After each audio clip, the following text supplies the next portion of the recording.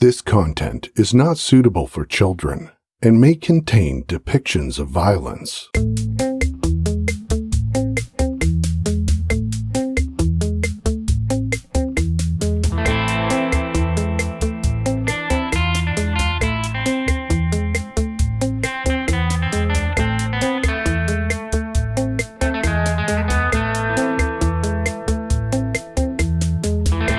Hi, I'm your host Cambo. Grab a beer, pull up a deck chair. This is True Crime Island, another true crime podcast.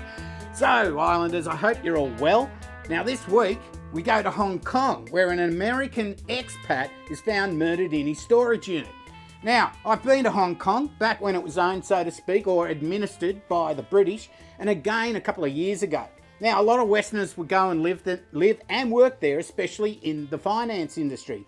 It's an interesting place to visit, and I also did go to Macau in 1994 when it was still run by the Portuguese.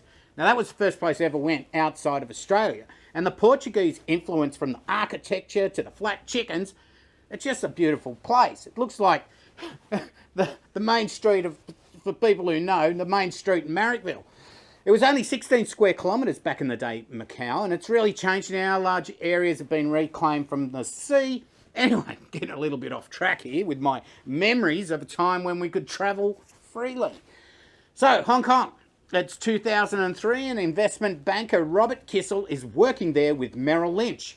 He and his wife Nancy and their 3 kids, they moved to Hong Kong in 1997 when Robert was offered a job as vice president in Goldman Sachs Asian Special Situations Group. Robert and Nancy had been married for about 9 years at this time.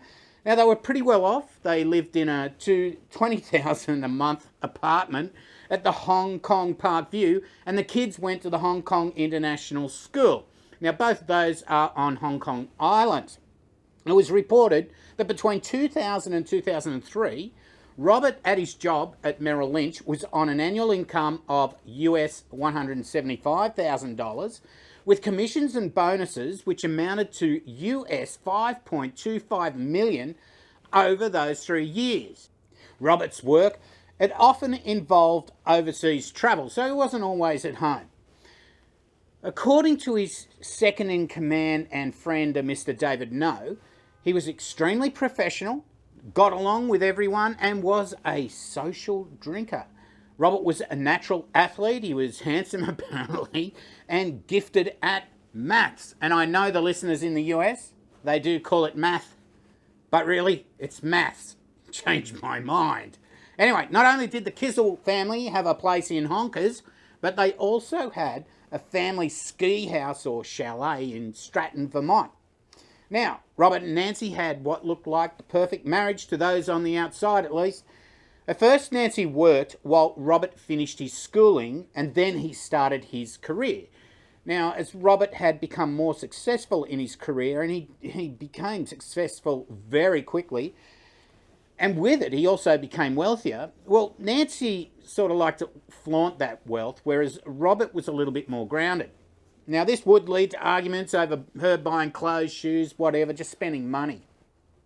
Now, during a trip to Whistler at Christmas 2002, witnesses reported that Robert and Nancy would often argue and had several unhappy moments.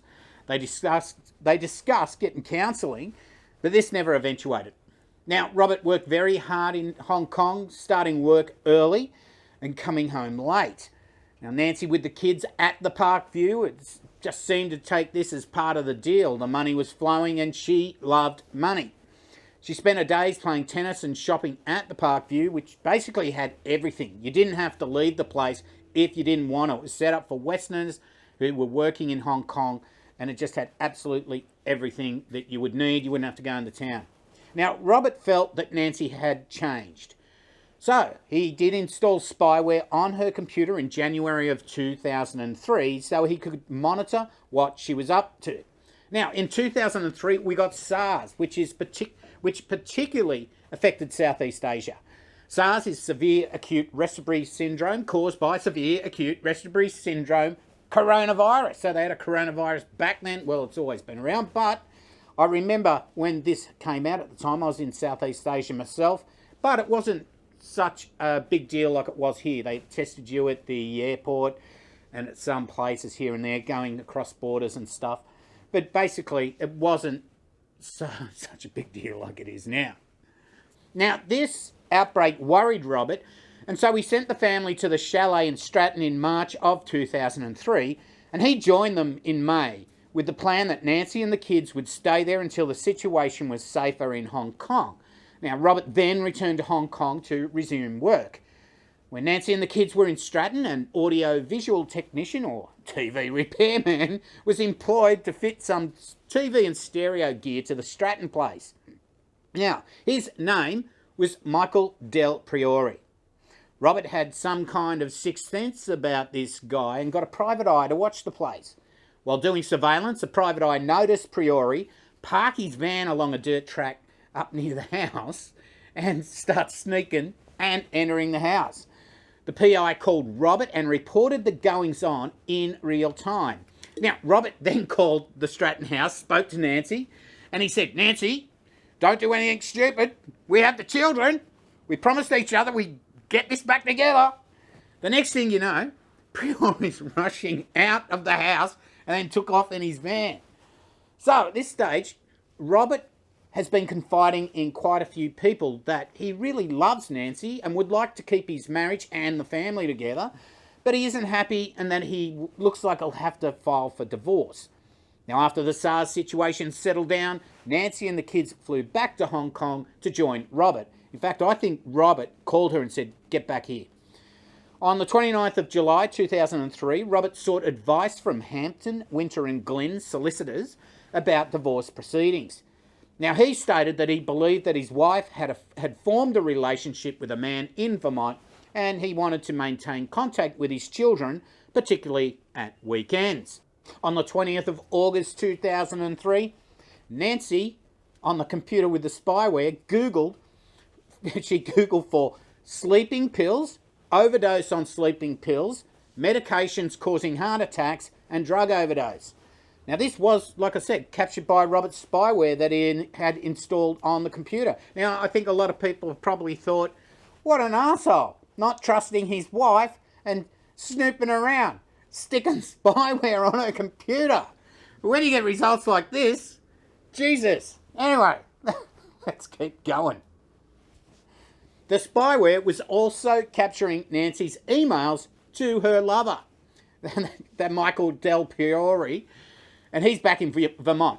Now, Robert made it known to Nancy that he knew about the affair, and then Nancy, she knew that Robert had lost all trust in her. On the 29th of August 2003, Nancy obtained 10 tablets of Stilnox, that's also known as Ambien, and she got that from the clinic of a Dr. Desmond Fung in Central.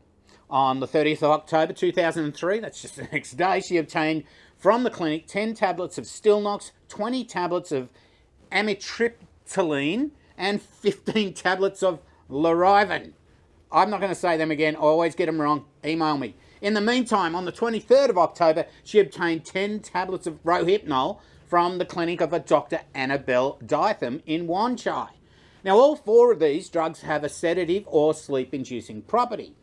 Now, on the same day, she found a website through a Google computer search for Rohypnol, which stated that it had similar effects to alcohol as it could reduce inhibitions, impair judgment, and cause the victim to become unconscious, and as well that it can produce amnesia. Now, after Nancy's first visit to Dr. Fung's clinic on the 29th of August, Robert telephoned to Mr. Shea and said he was concerned that his wife was trying to kill him by poisoning him. He drank some Scotch whiskey from a decanter at home and felt woozy and very disoriented. Now, this wasn't the first time Nancy had put pills in Robert's whiskey. When she was back in Stratton, she tried mixing pills into the whiskey, but she saw that there was this white residue in the bottle she couldn't get rid of, and so she just tipped it out. So she's already tried this once. Now, on the 31st of October 2003, Robert told a Mr. Robin Egerton. Now, he was a partner at the Hampton, Winter and Glynn solicitors, and he told him that he would discuss with his wife their future matrimonial arrangements. On the 2nd of November, a neighbour at the Parkview, a Mr. Tanzer, He brought his daughter Leah to play with the Kissel's daughter June at the Kissel's apartment that afternoon. Now, Mr. Tanzer took Leah there at about 2:45 p.m. He and Robert conversed in the living room for about 45 minutes while the children played elsewhere. Now, as Mr. Tanzer was about to leave, Nancy asked him to stay for a drink. Now, she gave June, her daughter, 2 tall glasses filled with strawberry milkshake to take out to Mr. Tanzer and Robert. Now, on my audio podcast, I did get that wrong. I said that Nancy had brought them out, but she actually got her daughter to take these strawberry milkshakes out to Robert and Mr. Tanzer, which you'll find very soon. What a scummy thing to do. Anyway, now Mr. Tanzer described them as having a reddish colour, because they were strawberry, and tasting quite sweet. Well, you'd expect. And it had a banana flavour. I don't know. But he finished the milkshake and he thought that the taste was strange, had a bit of an aftertaste. And as he was leaving, he asked Nancy what was in that milkshake. And she replied that it was her secret recipe. Now, Mr. Tanzer went straight home. Now, although he hadn't had any alcohol to drink that day, he found that for the most of the rest of the day, he either blacked out, was semi-conscious, or asleep. The next morning, he felt quite disoriented and unable to recall much of what happened after 4 p.m. the previous day. Probably Rohypnol in that secret recipe. He described it as a little bit like amnesia, an experience which he'd never previously encountered. His family noticed his unusual appearance and condition. Now, at 4:51 p.m, now this is the previous day when Tanzer and Robert were together, Robert made a telephone call to Mr. No, his mate. The call lasted for 10 minutes, and Mr. No said that Robert was talking on a different tangent and kept saying how tired he was feeling. Now, the answers which Robert gave seemed bizarre. He seemed very mellow and his speech was slurred. Now, Robert did, however, mention that he would later be discussing the issue of divorce with his wife. Now, later that evening, Robert didn't participate in an important telephone conference call between Merrill Lynch personnel, which was arranged for that evening. Now, Robert, who'd been in the children's playground with his son Reese, returned to the apartment at 5:15 p.m, following a request to do so by Nancy, conveyed to him by Min, who was one of the 2 domestic helpers they had. Now, when Min and the children returned to the apartment at 6:15 p.m, an hour later, Nancy asked Min to tell the children not to make a noise as their daddy was sleeping. In the meantime, between 5:15 p.m. and 6:15 p.m, that 1 hour, Nancy and Robert were alone in the apartment. Now, with the drugs that Nancy had put in the strawberry milkshake, it would have been that they were at their strongest right at that hour, during that hour. And that's when she decided to make her move. While Robert lay defenceless on the marital bed, Nancy Kissel grabbed a lead ornament of 3.5 kilos, and that's about 7 pounds, and bludgeoned Robert on the head at least 5 times, all of which, any one of them, would have been fatal. She then rolled his body up in a carpet from the living room and stored it in the master bedroom for a few days. She then had it placed in their storeroom in the Parkview apartment complex by a couple of the handymen in the building. Now, maybe in the movies, or if you're going to move the body yourself, that you could get away with rolling up a body in a carpet. But I'm just thinking these workers, they just didn't want to ask any questions. They just did the job. They moved the body. They got paid. There's rich people here. They do that sort of shit.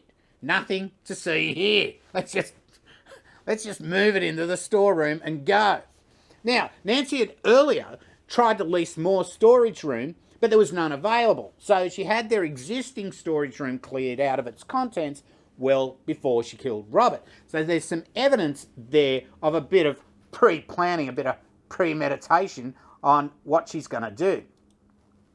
Now, she arranged for the purchase of items, including bleach, carpet, furniture, cushions, towels, cardboard boxes, I'm out of fingers, adhesive tape, bedding materials, and peppermint oil. Now, Nancy told Robert's father and others, after they're calling after him, that they had argued and Robert had taken off. Now, she added that he was alive, but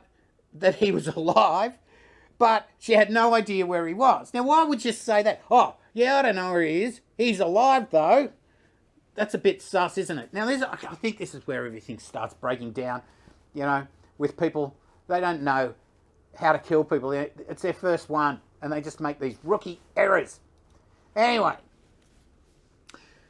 Nancy seemed to suffer some sort of breakdown late on the 6th of November or early on the 7th of November when she realised that the police were about to search the Parkview storeroom. So this is only a couple of days after he's sort of missing.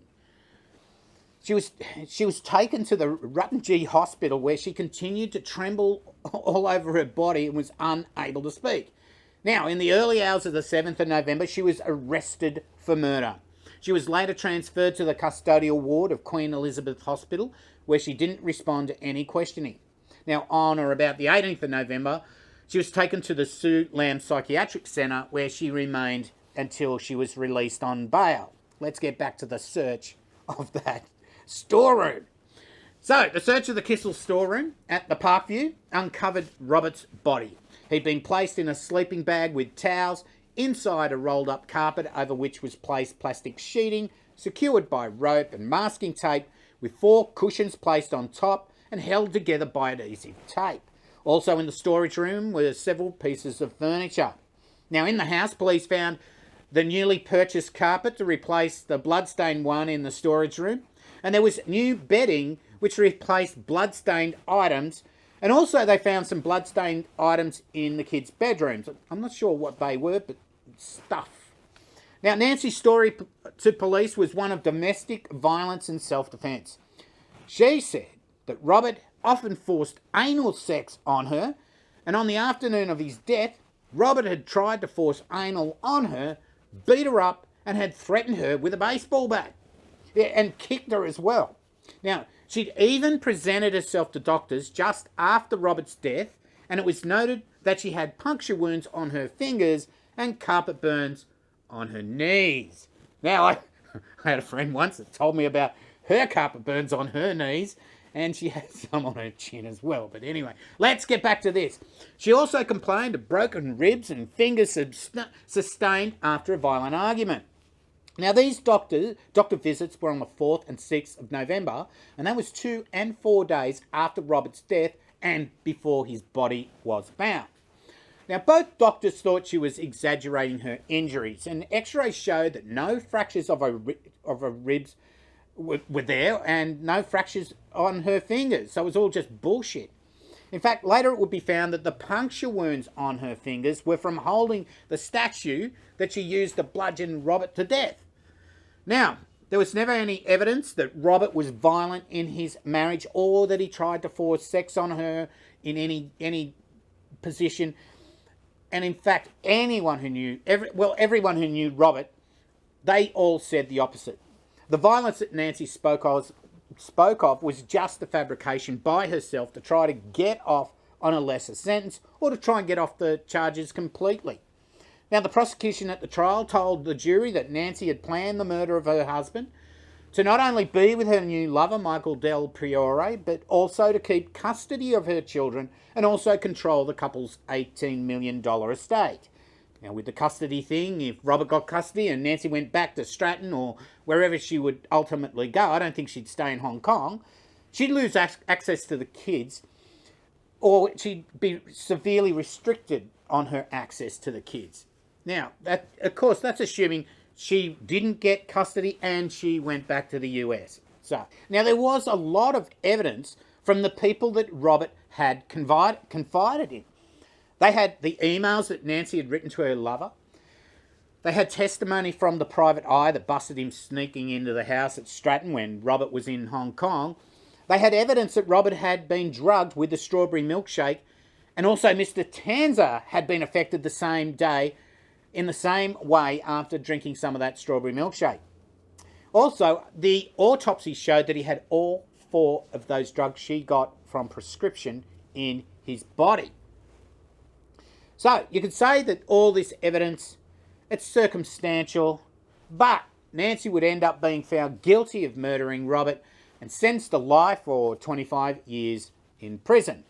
Now, the kids were taken back. We can't forget the kids. There's no father. Mum's in jail. Well, the kids were taken back to stay with their uncle, and it was Robert's older brother Andrew and his wife Hayley. Now, bizarrely, Andrew Kissel, the brother, would be found bound, gagged and stabbed to death in his home on April the 3rd, 2006. Now, that was less than 2.5 years after Nancy killed Robert. I mean, this time it wasn't the wife, but I'll go into his case next week. Freaky, but from what I can see, and I won't let out too much just now, but where younger Robert worked ethically to get where he was, older brother Andrew was a lot dodgier, and when it involves large amounts of other people's money, things can get dangerous. Now, getting back to Nancy Kissel, she did try to appeal her case over several years. She tried the domestic violence, self-defense thing. She tried the mentally unstable thing that she can't even remember what she did. But ultimately, her appeals failed. Now, I get it when defense teams try to find any way to get their clients off the hook, but when bullshit allegations of domestic violence and mental issues are used, all that does is really take away from those who genuinely have been victims of domestic violence or have some sort of mental issue. And there was absolutely no evidence that Robert was anything other than a loving and supporting husband. There was absolutely no evidence that Nancy suffered any mental illness at all. What she did was abhorrent. She killed for the lust of her new lover. She didn't want a divorce, which would mean she may not have access to her children. And what sort of settlement of the estate she'd get, well, I guess we really won't ever know. I mean, she mightn't have got much at all.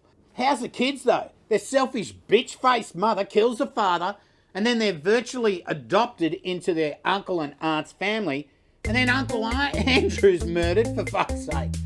Anyway, I'm going to tell you more about that case next week.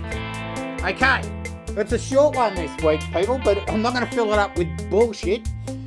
And that's the end for another week, the end of another episode. If you want to support the island, there are links in the description for Patreon, PayPal. You can buy some merch if you want. How about a Mug of Ray shirt? If you want to support us, please feel free to comment, like and subscribe. And I really would appreciate if you share the channel. Hit the bell to be notified because I don't bleep out the swearing. I use words like murder and all this sort of stuff. YouTube gods really don't like that, as I say every week. They won't help promote the channel. So your subscription and sharing are really appreciated in getting more people onto our island. And that's about it. I've been your host, Cambo. You've been watching True Crime Island. And as I always say, don't forget to delete your browser history. Good night.